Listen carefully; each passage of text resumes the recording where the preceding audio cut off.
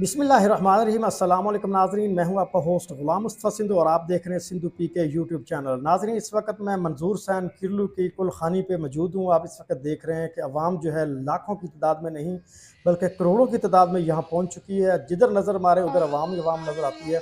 ख़ास तौर पर यहाँ पर जो है पाकिस्तान के मशहूर मरूफ सिंगर, अदाकार, फ़नकार वो भी तशरीफ़ ला चुके हैं। और यहाँ पे मौजूद हैं जनाब पाकिस्तान के मशहूर मरूफ सिंगर बरकत अली हैदरी साहब।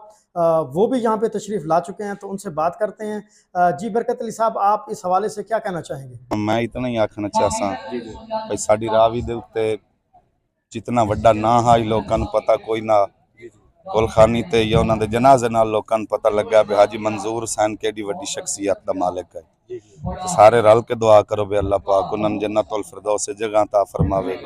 ते मैं बरकत अली हैदरी ते हाजी साहब दे प्यार दा सारी अवाम नू पता है, वैसी सारी जिंदगी तकरीबन कट्ठियां गुजारी है।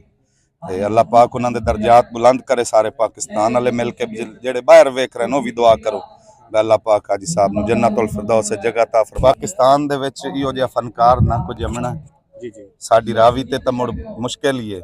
बाकी अल्लाह उहदे पुत्रां दी जिंदगी करे।